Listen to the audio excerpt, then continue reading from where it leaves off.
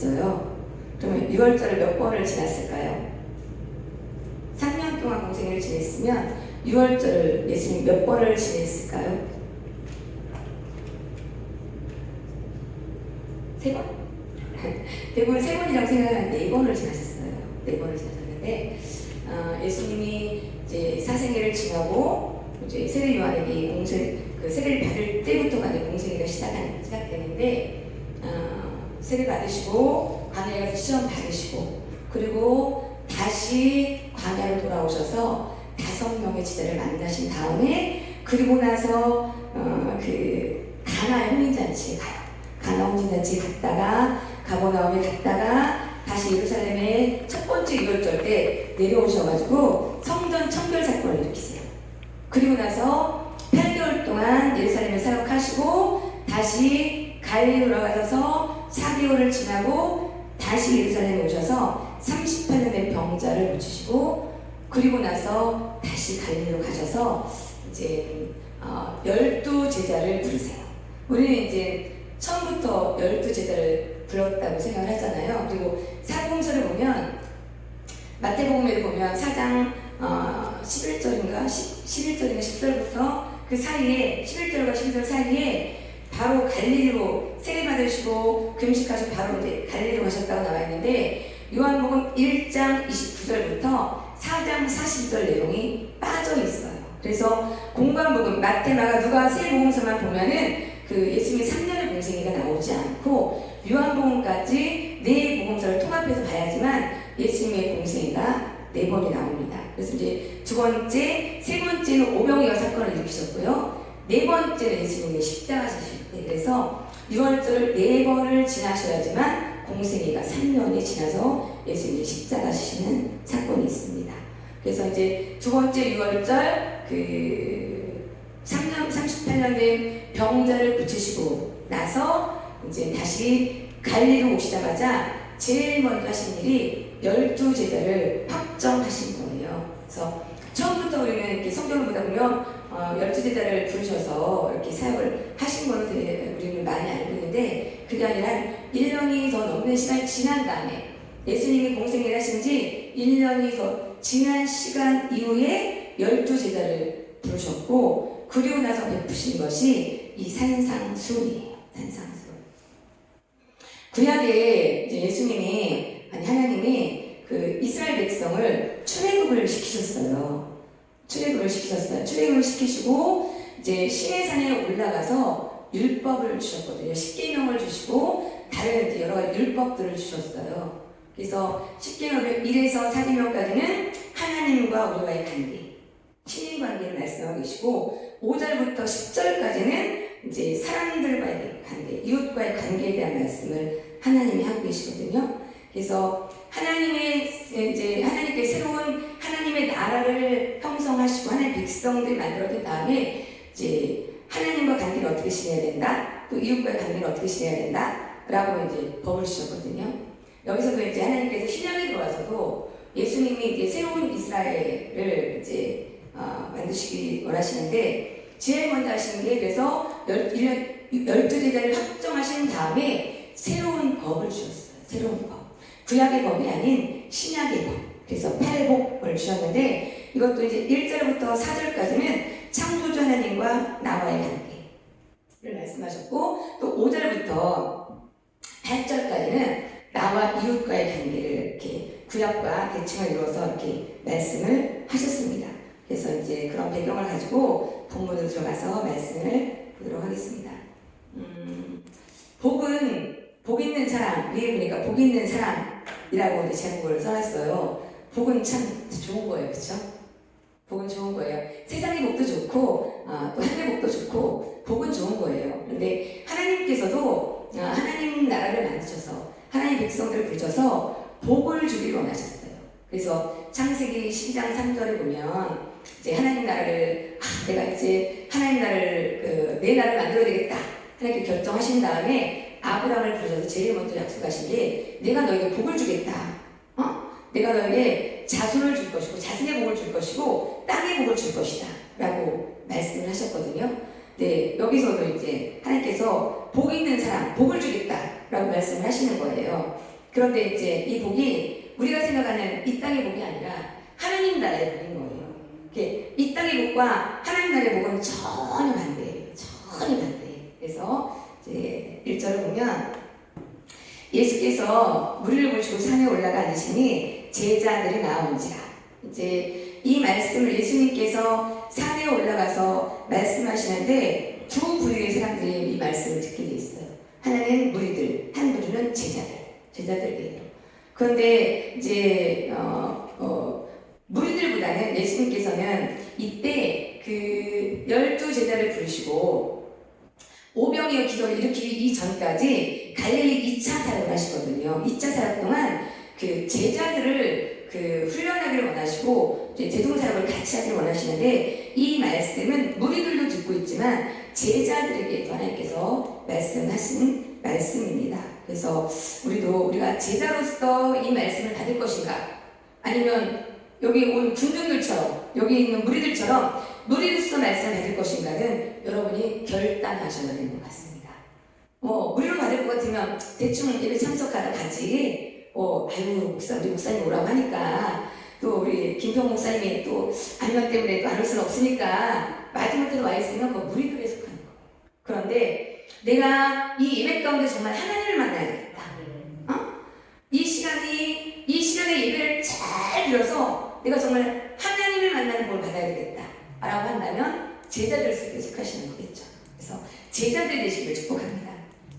그래서 이제 예수님이 입을 열어 가르쳐 이르시는데 뭐라고 말씀하시냐면 심령이 가난한 자는 복이 있대요.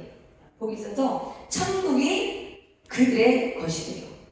그럼 심령이 가난한 자는 어떤 자일까요? 심령이 가난한 자는 어떤 자일까요?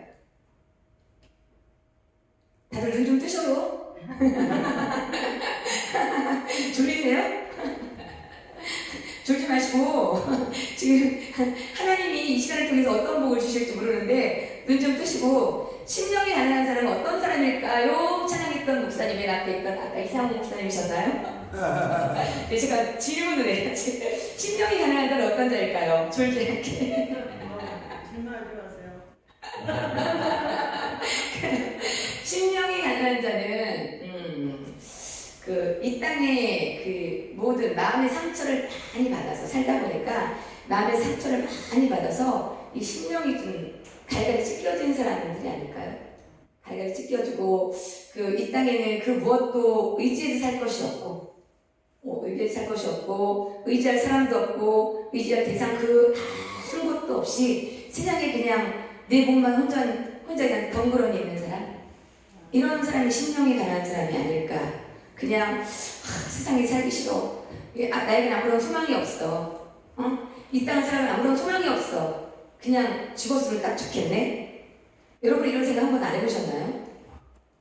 안 해보셨나요? 안 해봤습니다. 저는 제가 이런 상태에서 예수를 만났거든요. 처음에 2002년도에 제가 이제 처음에 예수님을 믿게 됐거든요. 근데 그 어렸을 때 좀 잠깐 한 2년 다니다가 오랜 시간 동안 방학을 했다가 제가 2002년 12월에 이제 처음으로 대전에 있는 대흥침 예배를 나갈 때 좀 이런 심령이 가난한 상태가 아니었나라고 생각이 돼요. 이 예수님의 말씀은 마음이 부유한 사람들은 잘 안 들려요. 마음이 가난한 자에게만 예수님의 말씀이 살아서 들어가요. 그래서 제가 이제 대전의 삼병원이라는 병원에 이제 원목으로 사역을 교회랑 같이 하고 있어요. 그러다 보니까 환자들을 많이 전도를 하거든요.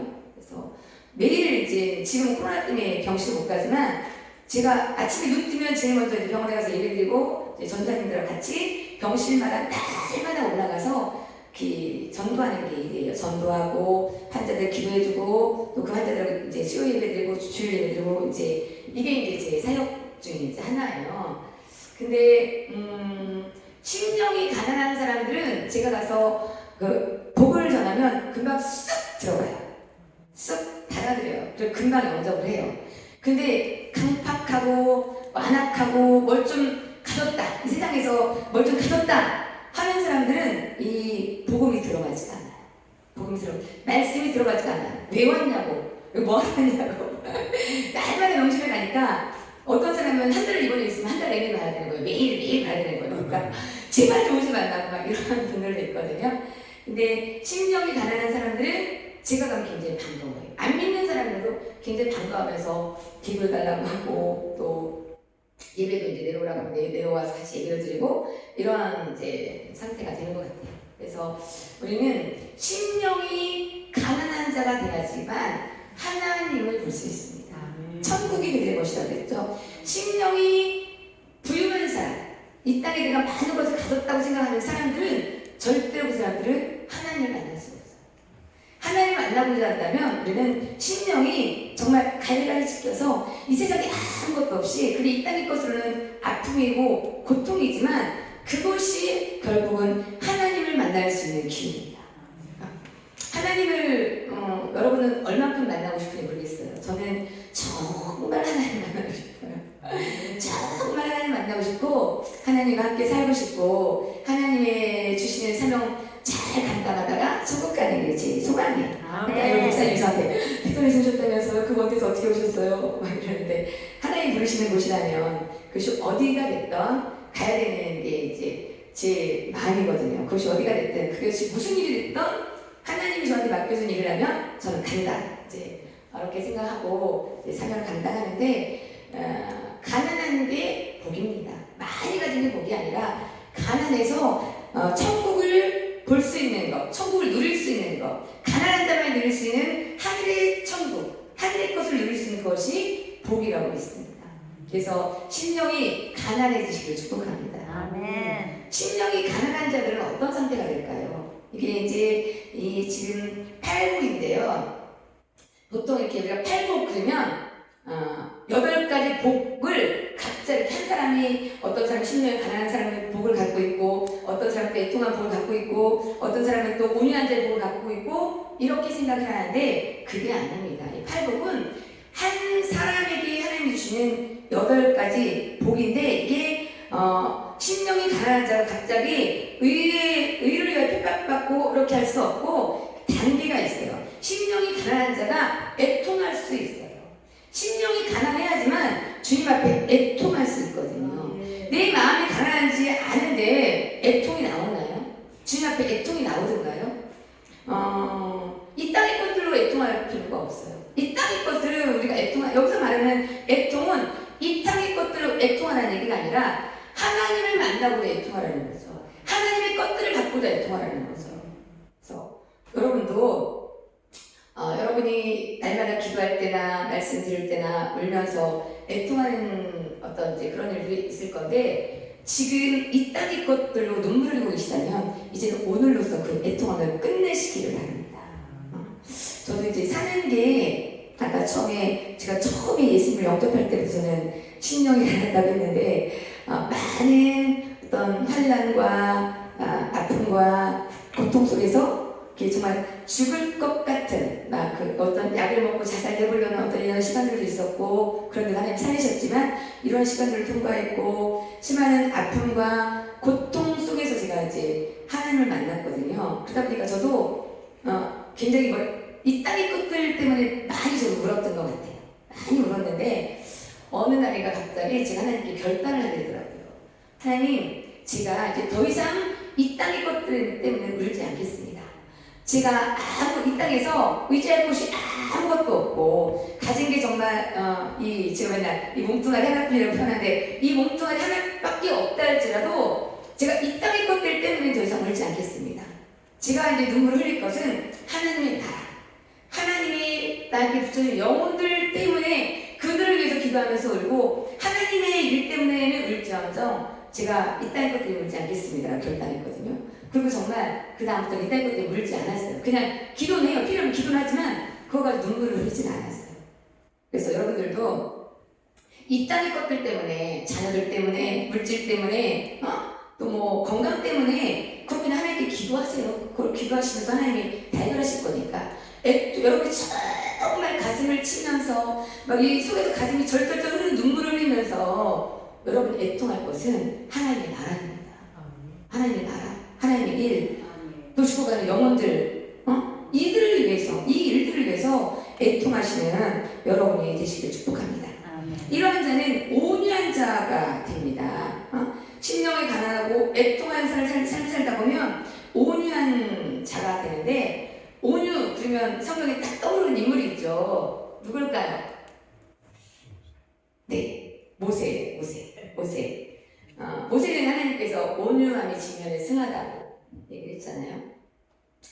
그 온유함은 우리가 얘기하는 착함, 순진함 뭐 이런 걸 온유하다고 생각하지 않고, 예를 들면 짐승으로 이제 비유를 한다면 이렇게 막 길들이지 아니한 어떤 이런 상태의 어떤 짐승들이 주인의 손에 딱 잡혀서 길들여져가지고 주인이 말씀하면 이제 순종하고 따라하고 주인 뜻대로 살아가는 이런 짐승하고 이제 비유를 할 수도 있는데, 우리도 이 온유한 자가 복을 받는다고 했는데, 온유한 자가 되기 위해서는 우리가 세상 가운데 우리 마음대로 살았어요. 그렇죠? 예수님 믿기 전에 우리 마음대로 살았어요. 그런데 이제는 예수님을 믿고 하나님의 자녀가 됐다는 거죠. 그러면 누구한테 길이 들어줘야 될까요? 하나님께 길이 들어줘야 돼요. 하나님 말씀하시면 아멘, 하나님이 가라면 아멘, 가지 말라는 것도 아멘 하고 주님 말씀하시는 대로 살아가야 되는데, 아직도 우리는 내 생각, 내 마음, 내 뜻, 내 경험이 앞서간다는 거죠. 이건 주님을 기쁘게 할 수 있는 삶이 아니에요. 온유한 자가 아니라는 거죠. 그래서 저는 여러분이 온유한 자가 됐으면 좋겠어요. 하나님께 그냥 딱 붙잡혀서 천국 가는 그날까지 주님 말씀대로 잘 길들여진 하나님의 자녀가 되어서 주님께 영광 돌리는 그런 삶을 살다가 천국 가셨으면 좋겠어요. 그런 걸 축복합니다. 아멘. 그리고 네 번째는 의의 줄을 목마른 자예요. 의의 줄을 목마른 자. 예수님이 의이시잖아요. 예수님 때문에 날마다 목이 마른 거죠. 심령이 가난해서 날마다 애통하면서 온유한 자가 되기 위해서 몸부림치며 살다 보니까 예수님을 만나고자 예수님 때문에 날마다 목마른 거예요. 가끔 제가 이제 그럴 때가 있어요. 먹어도 어떨 때는 배가 아파요. 먹을 게 집에 막 엄청 많거든요. 막 집에 보면 매일 먹을 거예요. 그런데도 어떤 때는 속이 허할 때가 있어요. 속이 허할 때. 나 가만히 생각하면, 내가 영적으로 지금 뭔가, 채워져 있지 않구나. 영적으로, 뭔가 주님과 관계, 뭔가 좀 허전하구나. 제가 이런 생각을 좀 하면서 다시 기도하고, 말씀 보고 이러면 다시 그런 증상들이 없어져요.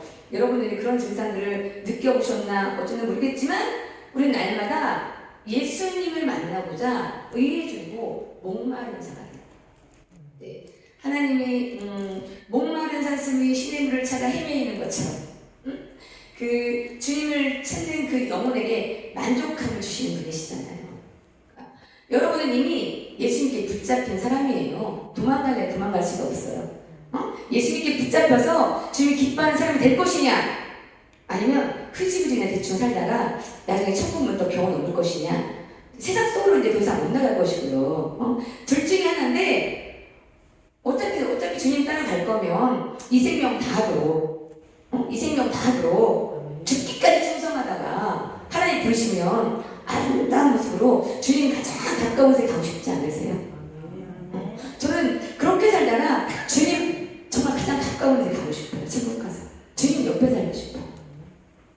그래서 날마다 의해드리고 목마른 자가 되셔서 주님을 만나시는 여러분들을 축복합니다. 이제 지금은 네 가지, 아까 뭐라고 제가 말씀드렸죠? 하나님과 나와의 관계.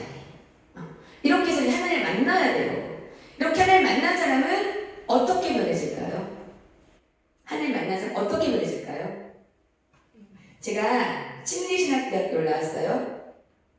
근데 2002년도 12월에 예수님 영접했는데 굉장히 힘든 시간들을 많이 보내면서 이제 기도도 안 했어요. 기도도 안 하고 옛날 그냥 대충 주일만 갔다 하는 이제 그런 성도였는데, 저희 집이 10층이었어요. 저희 10층인데 제가 4년 동안 삶은 어떤 삶이었냐면, 맨날 베란다에 앉아서 예수님 믿긴 믿었지만 술 먹고 죽기만을 사모했던 사람. 수면제 먹어도 잠을 못 자고, 술 먹고 술인지 먹고도 잠을 못 자고 맨날 베란다에 10층에 앉아가지고 어떻게 하면 죽을까? 어떻게 하면 이 세상을 끝이 낼까? 막 이런 삶을 제가 이제 살았던 그 시절이었어요. 근데 2006년도 8월달에 갑자기 예수님께서 저에게 내가 너를 치유하리라. 내가 너를 치유하리라. 딱 한마디였어요. 내가 너를 치유하리라. 학교를 가라고 말씀하시는 거예요. 근데 이제 그 전에 어디 기도원 같은 데 가면 사람들이 저한테 사명자라고 맨날 그래요. 맨날 아직도 제가 예수를 믿고 있지만 죽지 못해 살고 죽을 수 없으니까 그냥 계속 버티려고 술 먹고 이렇게 방탕하게 세상속에 사는 날 보고 사명자라고 하면 제가 그게 마음에 들어오겠어요? 안 들어오죠. 그런데 저한테 이제 많은 사람이 사명자라고 하는데 2006년 8월 그때는 예수님이 저한테 직접 내가 너를 치유하리라. 딱 한마디 내가 너를 치유하리라. 학교를 가라 말씀하셨어요. 그리고 이제 제가 대응 침례교를 안 했으니까 신학교가 어디 있는지도 모르고 무슨 교단이 있는지도 잘 모르고 그냥 뭐 세상말 나이로으로 그냥 신앙생활 했으니까 그래서 이제 원서를 넣었어요. 원서를 넣었는데 넣으라고 하니까 넣었어요. 근데 사실 입학금도 없고 이제 뭐 등록금도 없고 아무것도 없는 상태에서 주님이 하라고 말씀하시니까 그냥 죽을 수도 없고 제가 못 죽은 이유는 엄마 때문이에요. 엄마가 살아계신데 그 엄마 앞에 가슴에 대못을 받을 수가 없어서 이제 죽을 수도 없고 살긴 살아야 되겠는데 이 상태로 사는 건 너무 이게 사는 게 아니잖아요. 그래서 그래 그러면 내가 주님 말씀에 따라서 신학교를 가야 되겠다라고 생각하고 침례신학교에 들어가서 공부를 막 했어요. 그러면서 그때도 이제 그러면서 기도를 하는 걸 시작했어요. 기도를 하는 걸 시작하면서 10분 기도. 여러분 10분만 기도해야지. 10분 기도하다가 좀 지나니까 30분 이렇게 기도를 내려갔는데 그때는 제가 이웃을 생각할 수 있는 상태가 안 됐죠. 그때는 그냥 오직 하나님과 나의 관계 어떻게 하면 내가 하나님을 만나서 온전한 사람이 될까 이렇게 했는데 신학교 정말 들어가니까 하나님이 그때부터 저를 만져가시는데 어느 순간 이제 내가 이렇게 살면 안 되겠구나. 내가 이제 하나님이 나를 치유하셨으니까 내가 이웃을 이제 좀 돌봐야 되겠구나. 이렇게 변해가더라고요. 내가 처음부터 나 이웃을 위해 살 거야 이랬으면 신학교를 못 갔을 건데 그냥 오직 나와 하나님과 관계만 생각하면서 기도하면서 막 이렇게 한 2년 지나면 3학년이 되니까 이제 내가 나처럼 고통받아서 죽을 수밖에 없는 죽고 싶은 사람들을 이 사람들을 위해서 좀 내가 뭔가 좀 해야 되겠다 이런 마음이 들더라고요. 그 다음부터는 제가 이제 좀 변해서 좀 하나님의 사랑을 살았는데 계속 우리는 1계명부터 1복부터 4복이 잘 된 사람들은 이제 5복부터 8복까지 이웃을 위해 살아가야 돼요. 이웃을. 그래서 이제 7절에 보니까 긍휼히 여기는 자는 복이 있나니 그들이 긍휼히 여길 받을 것이야. 긍휼히 여기는 자. 다른 사람을 긍휼히 여기는 자는 복이 있나니 내가 긍휼히 여김을 받는다는 거죠. 아멘. 여러분은 다른 사람이 긍휼하십니까?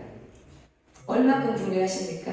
다른 사람을 위해서 나의 것을 얼마큼 희생하고 헌신하고 그들을 위해서 중보기도 하며 그들을 위해서 아파서 울면서 그들을 위해서 주님 앞에 나아가십니까? 하나님은 우리만 잘 살고 우리만 많은 하나님의 것들을 누리기를 원하시는 것이 아니라 정말 고통 속에 죽어가는 옛날에 예수님 믿기 전에 예수님 처음 믿고 저 같은 사람과 함께 여러분이 하는 걸 원하신다고 믿습니다. 그 사람들을 긍휼히 여기면서 그 사람을 위해서 교회 데리고 나와서 손붙잡고 같이 나와서 기도해주고 그들을 위해서 머리도 할 수 있고 이런 것들을 주님은 기뻐하시려고 했습니다. 그래서 긍휼히 여기는 자가 되셔서 하나님께 긍휼히 여기를 받으십시오. 여러분이 누군가를 긍휼히 여기시면 하나님이 여러분을 긍휼히 여기신답니다. 하나님께 긍휼히 여기를 받고 싶으십니까? 그러면 이웃을 긍휼히 여기십시오. 마음이 청결한 자는 복이 있나니 그들이 하나님을 볼 것이래요. 마음이 청결한 자, 두 마음을 먹지 않는 자, 세상과 하나님과 양발을 두지 않고 오직 하나님께만 나아가는 자. 또 내가 하나님만을 따라가지만 가다 보면 내가 죄를 안 짓고 싶은데요. 죄를 지을 때가 있어요. 목사인 저도요. 제가 주님을 정말 사랑하고 죄를 안 짓고 싶은데요. 때로는 누가 미워요. 정말 미워요. 목사지만 정말 미울 때가 있어요. 미워요. 그런데 그 미운 마음을 계속 가지고 있으면 청결한 마음이 되지 않아요. 미워할 수 있어요. 화를 낼 수도 있고요. 혈기를 부릴 수도 있어요. 그렇지만 그 마음을 가지고 얼른 주님 앞에 나가서 내 마음을 비워내는 거죠. 회개하면서 깨끗하게 씻어내는 자. 죄를 짓지만 그 죄를 계속 내가 함께 가져가지 않고 그 죄를 주님 앞에 가지고 나가서 십자가 올려드리는 자. 이 자가 마음이 청결한 자가 아닐까요?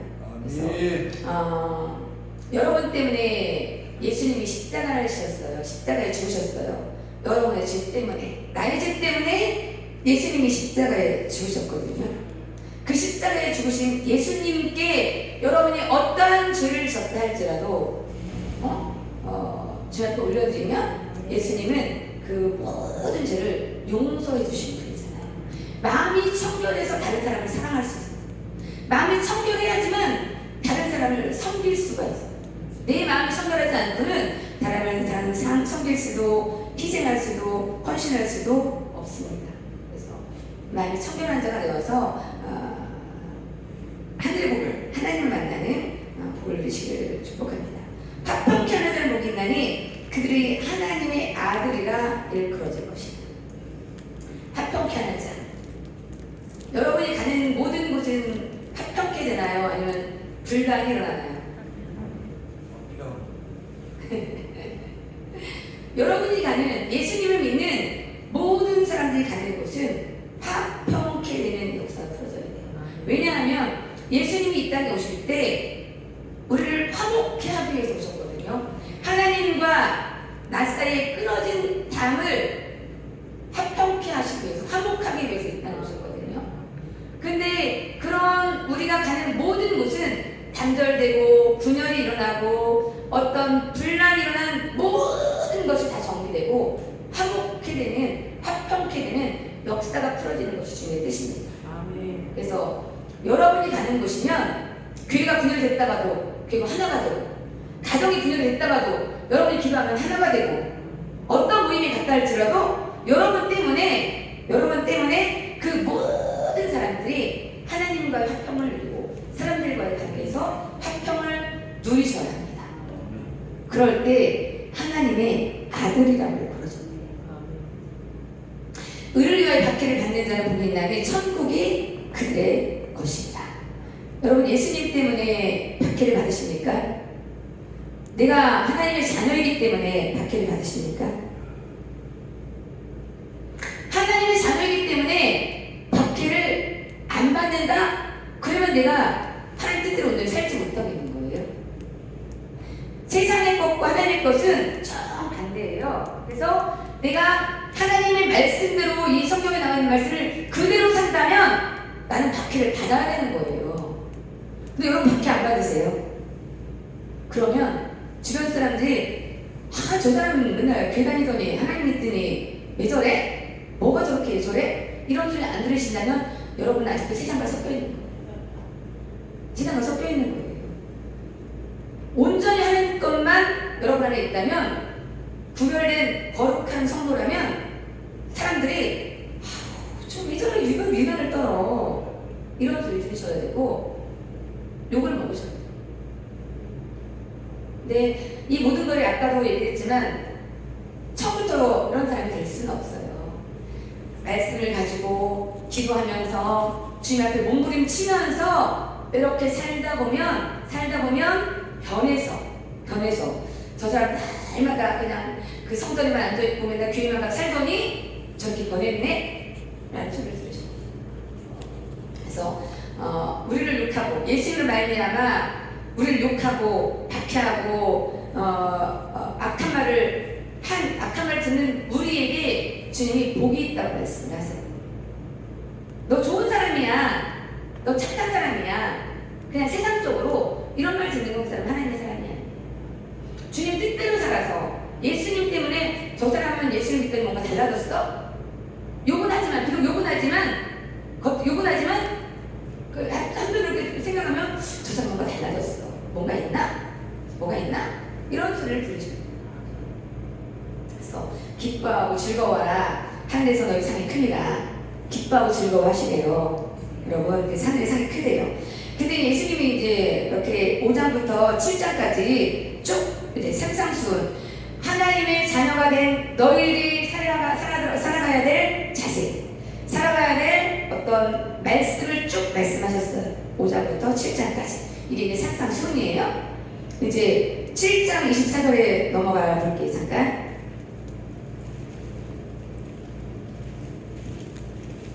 7장 24절 보면, 그러므로 누구든지 나의 이 말을 듣고 행하는 자는 그 집을 반석 위에 지은 지혜로운 사람 같으니.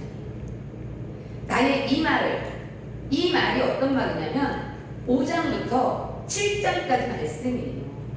5장부터 7장까지 말씀을 듣고 행하는 자는 그 집을 반석 위에 지은 사람이에요. 그러면 하나님께서 우리가 이 마태복음 5장부터 7장까지 내용들이 쭉 있는데 이것을 지킬 수 있다는 얘기인가요? 없다는 얘기인가요? 보면은 여기 보면 가늠하지 말라. 그러니까 5장 33절에 보면 내가 옛 사람에게 말한다. 구약에 말할 때는 헛맹세하지 말고 내가 맹세한 것을 굳게 지키라 했다는 것을 너희가 들었으나 내가 지금 너희에게 이르노니 도무지 맹세하지 말라. 하늘로도 하지 말라. 이는 하나님의 보좌이니라. 땅으로도 하지 말라. 이는 하나님의 발등상이라. 그래서 구약에 하신 말씀과 신약에 하신 말씀은 달라요. 눈은 눈으로, 이는 이로 갚으라 했던 걸 너희가 들었으나 나는 너희에게 이르노니 악한 자를 대적하지 말라. 오른뺨을 치거든 왼뺨도 돌려라. 여러분, 눈은 눈으로, 이는 이로, 이 말씀을 어떻게 되세요? 내가 장로님들을 탁 쳤어요. 그럼 장로님 나한테 눈을 탁 쳐서 복수하는 얘기인가요? 아니에요. 복수하는 얘기가 아니라 내가 장로님을 눈을 탁 쳤어요. 그러면 장로님이 그걸 받아들여 용서할 수 있으면 용서하지만 그게 혹시 안 될 때는 너도 한 대만 때려라. 그리고 행동을 규제해 놓고. 왜냐면 우리는 본성이 약하거든요. 내가 장로님한테 탁 때리면 장로님이 나를 몇 대 때릴지 몰라요. 우리 본성은 그렇단 말이에요. 저도 마찬가지예요. 장로님을 한 대 딱 때리면요, 저 장로님 몇 대 때릴지 몰라요. 내 본성으로는. 그렇기 때문에 하나님께서 구약에 율법을 정해 주시고, 너 한 대 맞았냐? 네가 쭉 때리고 싶으면 어떻게 이걸 갖고 싶으면 한 대만 때려라. 이게 눈은 눈으로, 이는 이로, 이 말씀이거든요. 구약에 이렇게 말씀하셨어요. 구약에는. 근데 신약에는 내가 장로님 오른뺨을 딱 쳤어요. 딱 치면 왼뺨도 돌려드려요. 장로님 그렇게 하실 수 있으세요? 그렇게 하실 수 있을까요? 우리는 그렇게 못해요. 좀 변한 사람, 그러니까 예수님을 믿고 예수님 말씀대로 살아가기 위해서 변했어요. 내가 오른뺨을 딱 때렸어요. 그러면 이제 딱 뭉쳐있는 거, 왼뺨까지는 제 얘기하는 거, 왼뺨까지는 딱 못 돌려대고 가만히 있는 거예요. 그래, 때릴 때는 그럴 만한 수가 있겠지. 하나님이 알아서 하시겠지. 우리는 이 정도까지는 되시잖아요. 그쵸? 다시 딱 때렸다고 딱 때리지는 않잖아요. 딱 때렸을 때 저 사람 왜 저러지? 왜 날 때릴까? 이제 예수님 믿는 여기 계신 모든 분은 되갚지 않고 그 상태까지 되었을 거라고 믿어요. 근데 예수님이 원하는 건 왼뺨도 돌릴 만큼의 상태가 되라는 거죠. 그리고 너를 고발할 속옷을 가지고 사는 자에게 겉옷까지 주래.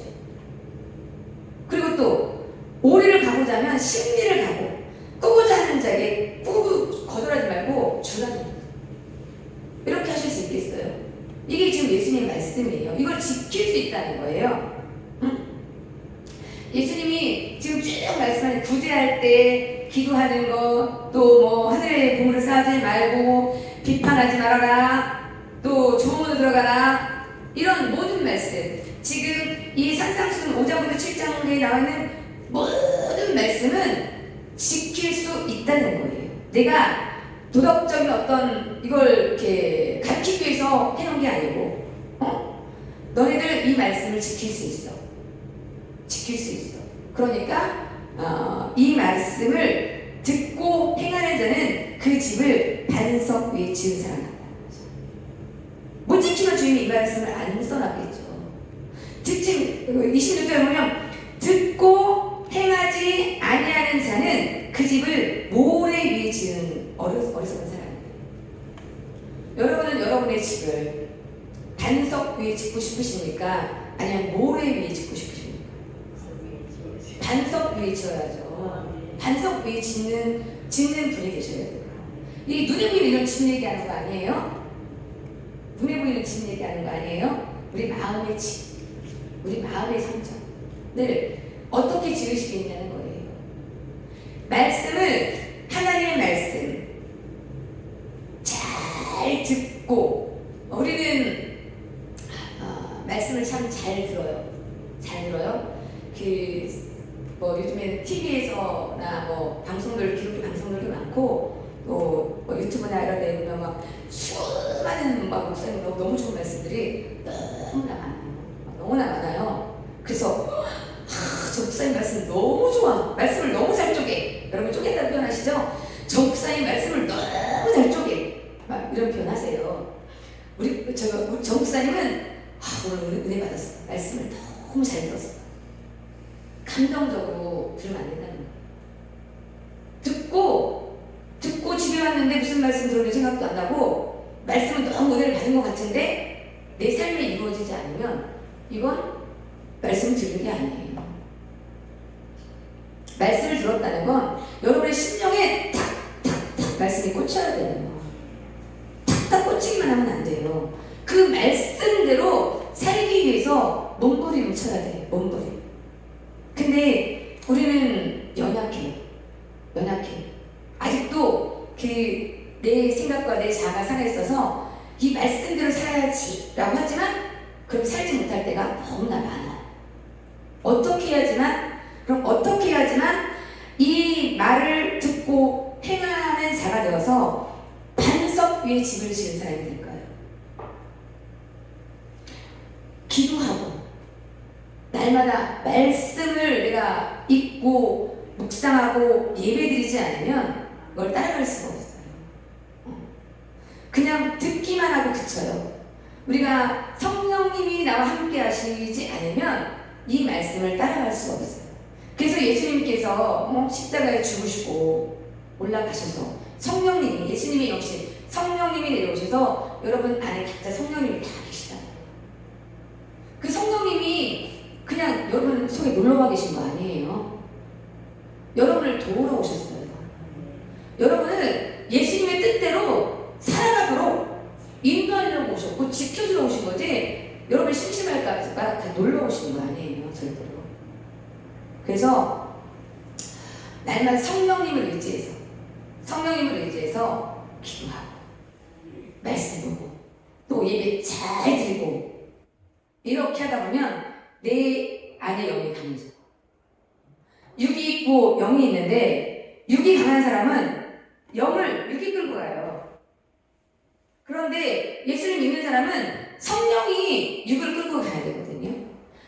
성령님이 내 본성과 자아와 모든 걸 끌고 가셔서 내 이 본성으로 있는 모든 것들을 다 없애셔야 되거든요.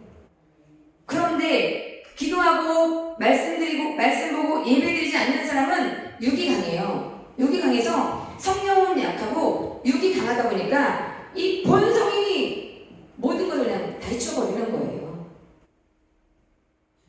그러다 보니까 불난도 일어나고 문제들도 생기고 하나님 기뻐하시지 않는 삶을 살게 되고 귀에 또 문제도 일으키고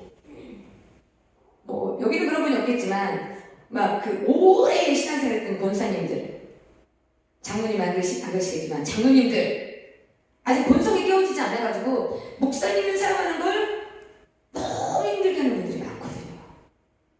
이분들이 이 권사님과 장로님들이 기도하시고 정말 말씀 따라 살려고 몸부림치면서 나를 내 본성을 죽이면서 성령을 따라가면 교회도 조용하고 목사님 사역하기도 편하고 교회가 화목해지는 역사가 풀어지고 정말 예수님의 사랑이 넘치는 공동체, 예수님이 원하시는 그 사랑의 공동체가 되는데 그 본성이 깨어지지 않으면 이 말씀을 따라 살지 않으면 잘 안 된다는 거죠.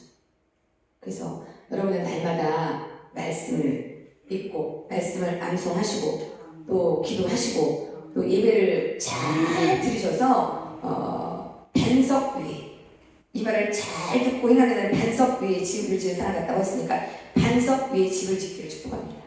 이런 사람들은요 비가 내리고 창수가 나고 바람이 불어 그 집에 부딪혀도 무너지지 않는데요. 왜? 주추를 반석 위에 놓으니까요. 예수 그리스도라는 반석 위에 놓으니까요. 여러분의 삶에 어떤 반란이 오고 아픔이 오고 고통이 오고 시련이 온다 할지라도 날마다 주님과 함께 주님 뜻대로 살기 위해서 몸부림치는 사람들은 어떤 상황이 와도 절대로 넘어지지 않는다는 거죠.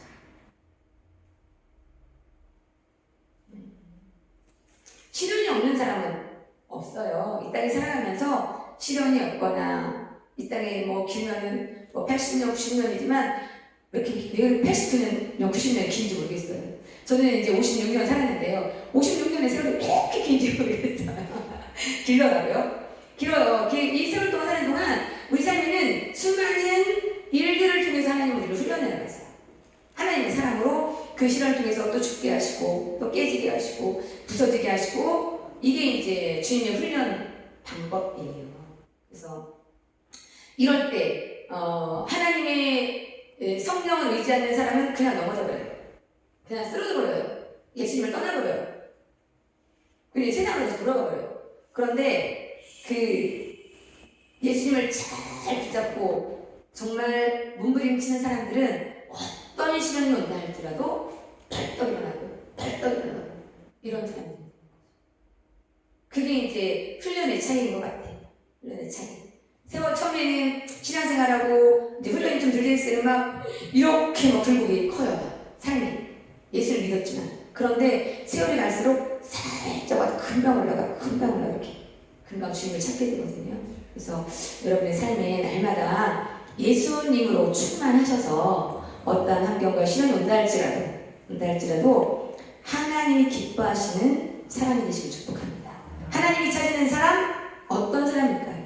날마다 주님 때문에 심령이 가난하고 애통하고 온유하게 살려고 몸부림치고 또 의여들이 목마르면서 다른 사람을 긍휼히 여기고 마음이 청결한 자가 되어서 다른 사람을 사랑하고 화평케 되고 또 의료의 박해를 받고 이런 사람을 하나님이 찾으세요. 여러분 한 분이 이 심령 안에 이 팔복을 완전히 누려서 주님이 기뻐 받으시는 하나님이 찾으시는 한 분이